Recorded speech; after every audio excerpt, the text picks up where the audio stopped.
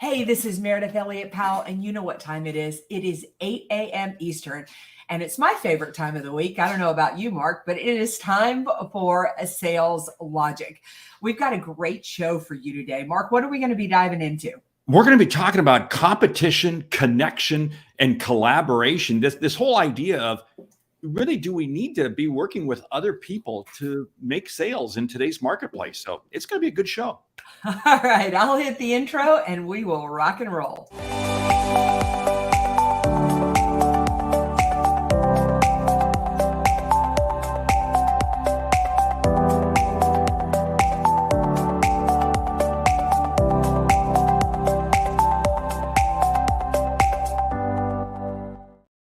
All right. Once again, it is time for Sales Logic. And before Mark dives in and tells you everything that we've got on tap for today, I always just like to start and tell you how the show works. We begin the show every week. We come to you at Saturday mornings, 8 a.m. Eastern, and we start with a question from you, the audience. And boy, has our audience been amazing, asking great questions, having great comments. So if you want to be part of the show, simply go to saleslogicpodcast.com, put your question in there, reach out to Mark, reach out to me.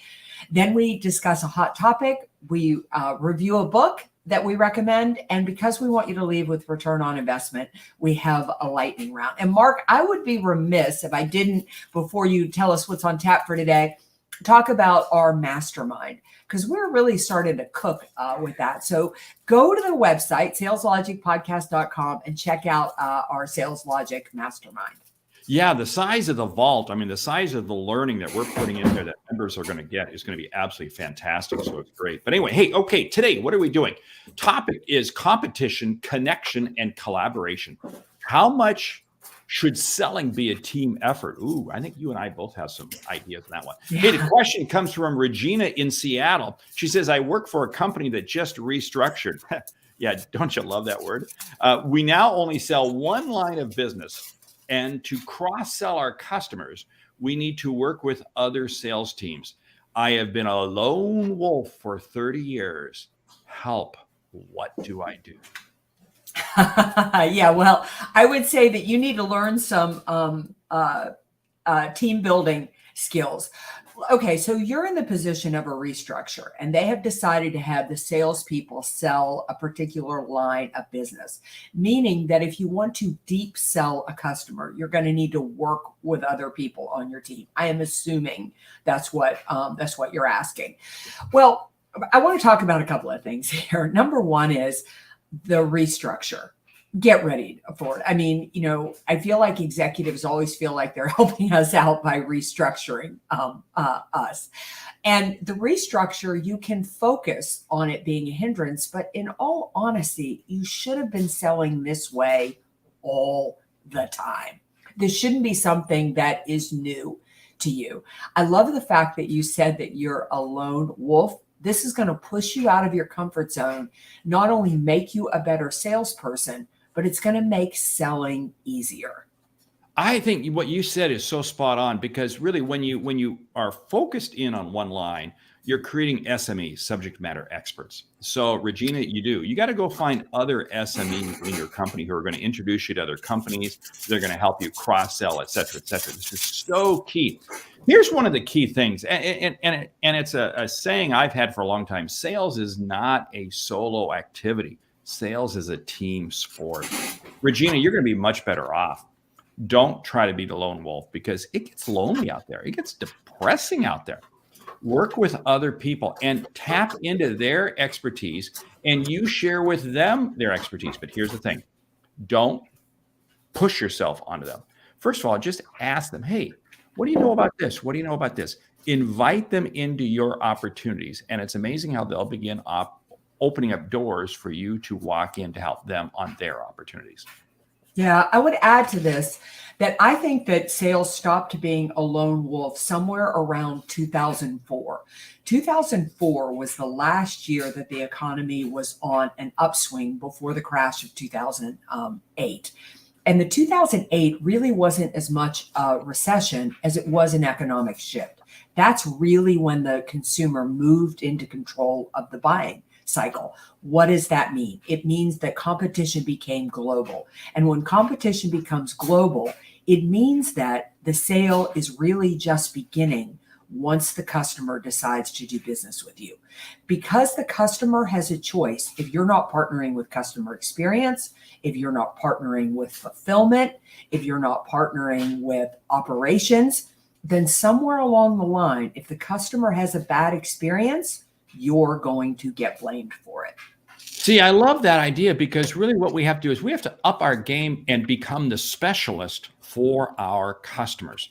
And this means really understanding everything. No, understanding people who we can bring into the situation. Here's what I love. I'm dealing with a customer. Customer's got a challenge. And when I can sit there and say, hey, let me get a subject matter expert on the phone. Let me get them on the call. What does that do? That makes the customer feel even better. That makes the customer see. So what have you done?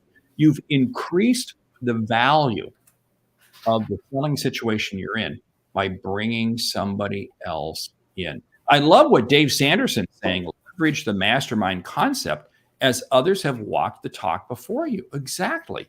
No need for you to reinvent the wheel. The wheel's been invented. You know, it's pretty good. Jump on board with it and leverage it.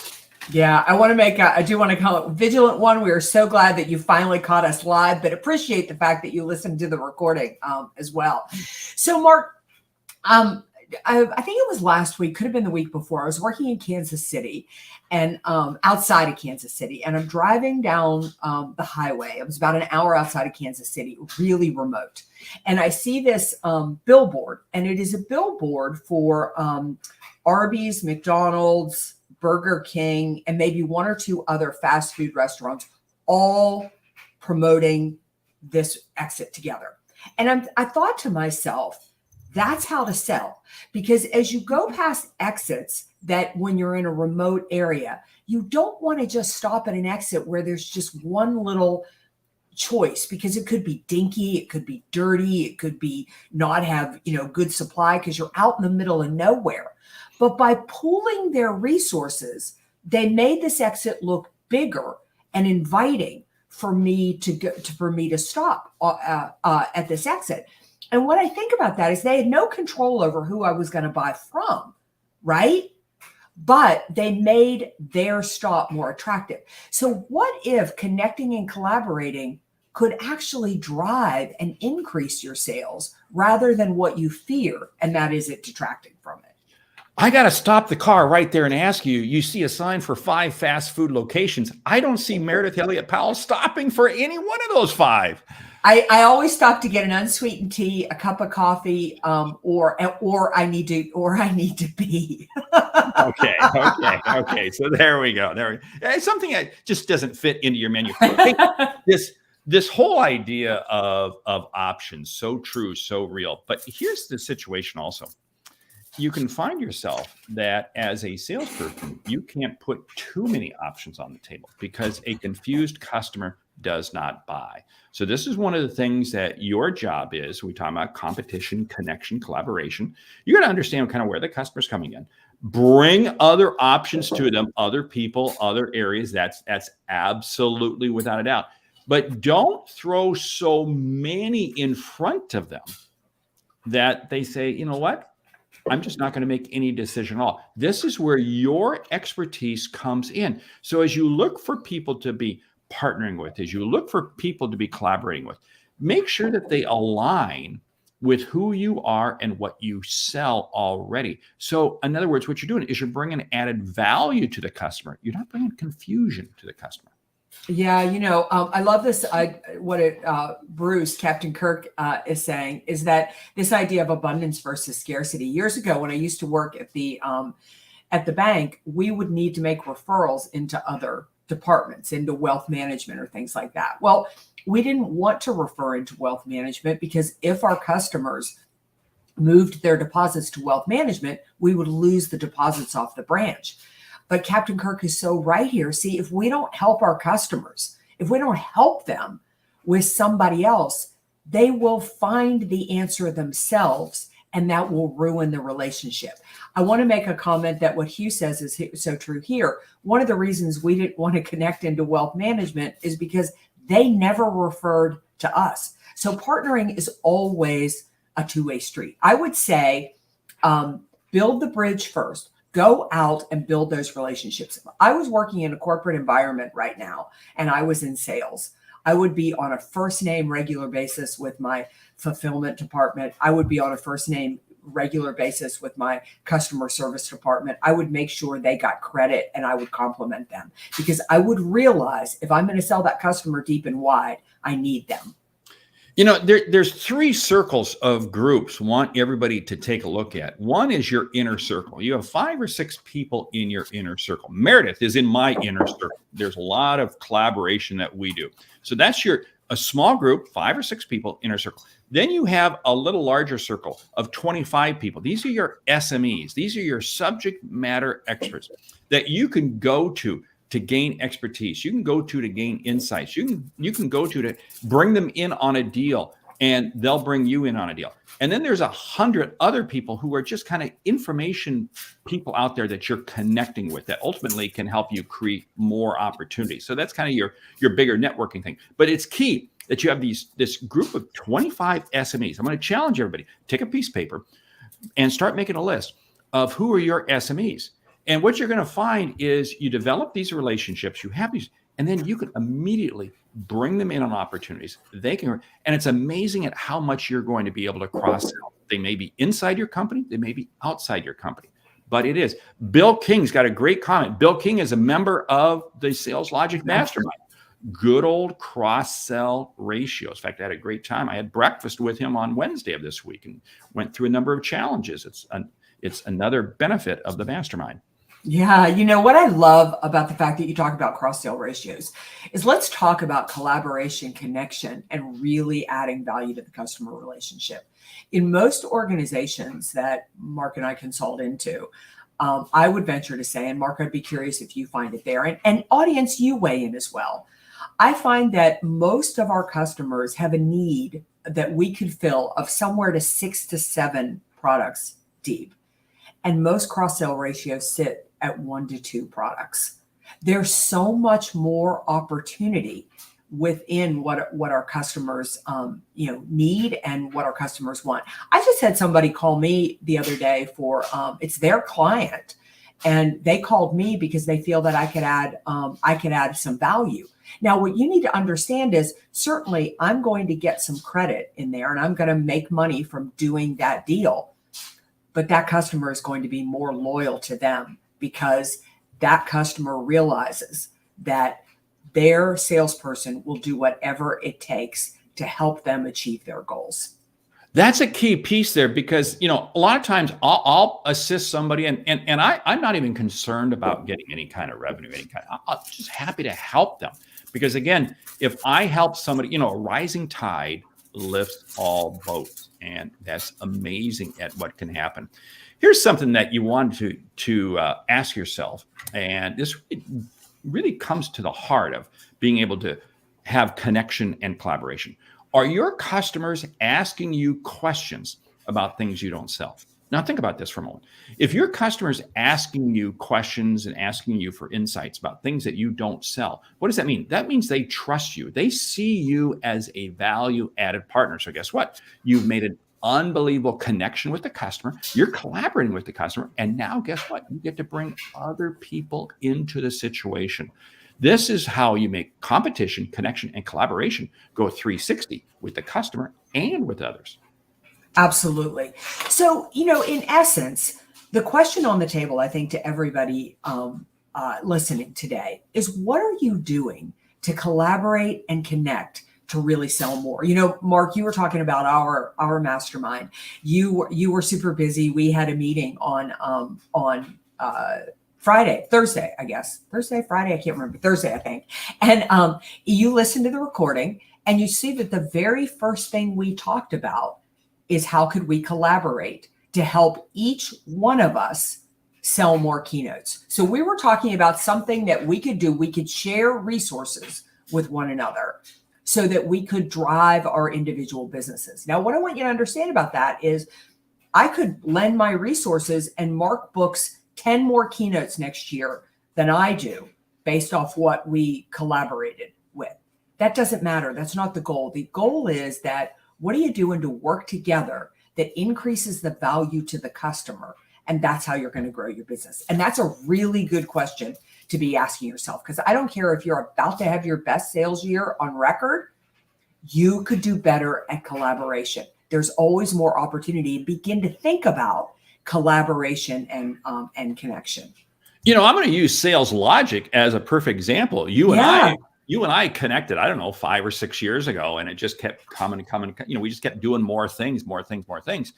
And we've never viewed each other as competition. We kid each other. We kind of laugh at each other when you land a gig or I land a gig and the other person does, you know, whatever. But we see it as an opportunity to raise both of our profiles. And I've become smarter hanging out with, I don't think you have with me, but I have become a lot smarter hanging out with you. And what does this do? This, again, it creates that collaboration. We are so much more valuable when we collaborate. I love Jeffrey Hillen's comment here. You know, I learned from a great salesperson named Bill. I'll tell you what, if you don't have a mentor that you learn from, boy, I'll tell you what, it's just not going to happen. I write in my book of Mine for Sales about 2 people who absolutely influenced me in my sales career. And I'm thankful for them. Yes. Yeah, I love that we've already inspired somebody to take action. Collaborate with subject matter experts with connections and credibility. Powerful stuff that I know exactly who I'm going to reach out to this week. That's great. And I love Bill King's comment here. Bill, you're kind of challenging me. I don't think I'm giving enough referrals. I think I'm more 1 to 2. Mark is much better at that than I am. So I think I need to challenge myself a little bit. But, you know, when I researched the book Thrive, the strategy number 3 is collaboration replaces competition. In a world that is uncertain, you are better off working together. But even if it isn't subject matter experts, I think what every salesperson needs to understand, and Regina, you need to understand, is that there is no room for the lone wolf salesperson anymore, because it just doesn't work that way in the mind of a customer. If they have a bad experience from fulfillment, they assume you're a bad salesperson. You're going to lose the deal. So you have to build those bridges and make sure from start to finish, it's a holistic relationship. The other thing is that as salespeople, we're often chasing new business. And so I know my assistant called me the other day. She had been talking with one of my clients, and she said, Meridith, I think you left a little bit of business on the table here. When I was setting things up for your travel and everything, I heard this and I heard this and I heard this. Wow, right? She just expanded the relationship and gave me more of the deal. I love that whole approach. And I want to jump back here. Oh, I love Vigilant One's a comment. Collaborate with subject matter experts, and going to start doing that this week. Excellent. And I'm going to jump back here to Bruce, Captain Kirk's abundance versus scarcity. When you have a scarcity mentality, it's amazing how suddenly, guess what? You will become the lone wolf. And when you have abundance, it is amazing at how more opportunities of everything. Never think for a moment that the deals you have in your pipeline are the only deals you're ever going to get. No, there is so much more opportunity out there, but you have to be willing to go out and say, hey, how can I help somebody else? And that's the start of collaboration. You go to people. Hugh Hornsby, he is watching here this morning. Excellent at this. He's always asked me, hey, Mark, how can I help you? How can I help you? He asked that of his employees. He leads his sales team. He's always asking that of his salespeople. How can I help people? When you place that in the forefront of your mindset, not just with customers, but with everybody, it's amazing how it changes the whole perception of what you're capable of doing. Yeah. So, Mark, we are burning time here. Yes. Time for a book. I'm already holding it up. Come on, you don't have it? Come on, there you go. Buyer First. I'll tell you, hey, this is a great book, isn't it? It's a really great book by the sales legend herself, Carol Mahoney. This book has been a long time coming. Carol doesn't do anything that she doesn't dot her I's and cross her T's. And it's Grow Your Business with Collaborative Selling. It's exactly what we're talking about today. But, I just finished this book yesterday. And what I really loved about it is collaboration is kind of one of those words like communication. It's big. It gets underrated. She really has some cutting edge ideas and stories and techniques in here of how you can really use collaboration to drive sales. But I love that it says buyer first, because collaboration is about that. A collaboration means I'm willing to put the buyer's needs ahead of my own need to sell my product first. Good way to think about collaboration. And there's a lot more in the book. And of course, on the back cover, Meridith Elliott Powell. So there she endorsed the book. I love it. That's right. There are two quotes in there that I just jumped out at me. Purpose is a journey, not a destination. Mm-hmm. I love that. And I think that whole goes to this whole collaboration. But here's another one that I just love it. I was talking about it this week with a group. Success breeds confidence. So set up small wins for yourself to build up that confidence over time. Oh, yeah. Man, there's so much good stuff in the book. But anyway, Buyer First, Carol Mahoney. We'll put the link in the show notes for you. Okay, you ready to get to the lightning round? Let's do it. Lightning round. Here we go. Top 10 ways to build relationships in sales. Go. Number 1, make a list of who inside your organization touches your customer, and begin there by building those relationships. Be proactive yourself in reaching out to other people to build relationships with more people outside your organization. Yeah, and build the relationships long before you need them and need to tap into it. Make relationship building a lifestyle. Read Harvey Mackay's book, Dig Your Well Before You Need the Water. Yeah, think about giving first. Build relationships to invest in other people before you ask them to invest in you. Take your customers aside and begin to ask them, how can I help you? What are some other avenues? Look to them to give you guidance, and that will help you in turn developing more relationships. Yeah, make it a habit that you do every day. Think of a way that you can stay in touch with people. I just got home from the U.S. Open, and I took the opportunity to reach out to 5 people that I know are really big tennis fans, and just said, I'm excited. I was just at the U.S. Open, and we were just talking back and forth about something we're connected to. See, what you're doing is you're just having conversations outside the need to do business. And that's what it is. It's about being out there 365 days a year, 24/7. Yeah. Send them a referral, send them some business, or invite them to an event that would be valuable for them. Look at everything you do as helping others. You are in the business. Sales is in the business of helping others. And when you put others first, it's amazing at what will happen to your own business. But it starts by helping others. You share one more, I'll share one more. We'll close it down. Anytime you walk into a room full of strangers, force yourself to talk to 2 to 3 people just with open-ended questions. Push out of your comfort zone and build that network. Keep a list of all the ways that you've helped people. Now, this is maybe a little bit pat on the back, but you know what is interesting? You keep this list of all the ways that you've helped people, and it's going to give you a very warm, comfortable feeling. Because as Hugh Hornsby says, show you care. I love that. And oh man, I love this comment from Natalie. Net giving. How can you serve and connect others? Put other people first. It's amazing what will happen. Hey, with that, we want to say oh, wow. Raising the tide means we don't always receive from those to whom we give.